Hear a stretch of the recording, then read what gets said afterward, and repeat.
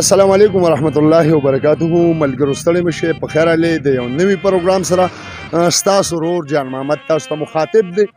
د یو ډیر ښکلي ځای سیل به د باندې کوي، سردریاب من سپاټ چې څونه خلک به تر روان دي او څونه خلک یې خوښوي. نو راځئ ملګرو چېرته ځئ.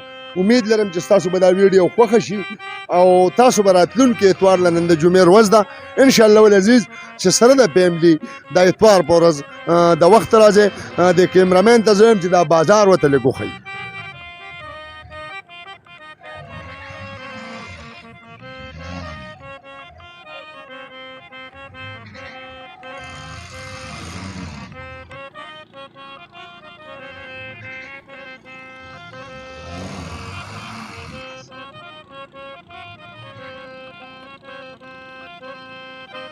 ملګرو دا د سیند غاړه ده، سردریاب دی، د سیلګرو تماشه هم وکړې، خوندونه ته هم واخلې. د را روان اتوار په ورځ به انشاءالله چې زموږ د امید دی چې ستاسو نه دا تمه لرو چې تاسو به په غټ تعداد سره راځئ او خپله انجای به کوئ.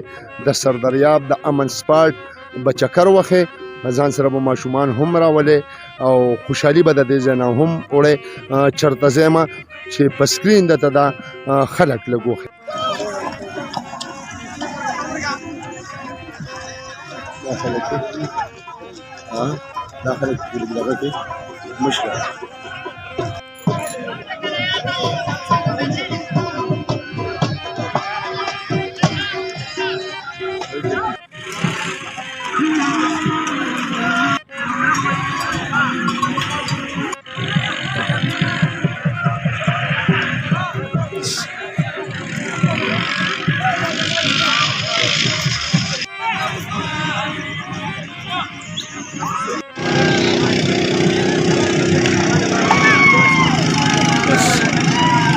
بس ملګرو منیجر صاحب سره ولاړ یم چې دې څه وایي. منیجر صاحب د سردریاب حالات څنګه دی؟ ګزاره یې کړې ده که نه یې کړې؟ بسم الله الرحمن الرحیم. ټولو نه مخکې خو ستاسو شکریه ادا کړو صدر صاحب چې تاسو راغلې او موږ له هم ټیم راکړه. د سردریاب حالات خو شکر دی اوس ورو ورو بهتر شوي دي د سیلاب نه پسه او ښه ښکلا ده پکې، ښه رش روش دی پکې. نو زموږ چیرې خلکو ته دا ریکویسټ دی چې راشئ سیل و تفریح دپاره سردریاب ته چیرې وزټ وکړئ او ډېر ښکلی ماحول دی پکې پرامن. نو دلته سره د فیملي هم راتلی شئ، ښه ښکلي انتظامات دي هر لحاظ سره، چیرې هم دلته به تاسو ته سهولت وي او دلته سردریاب وزټ وکړئ. جی ښه ده وباد اوسئ، لوی سړی شي.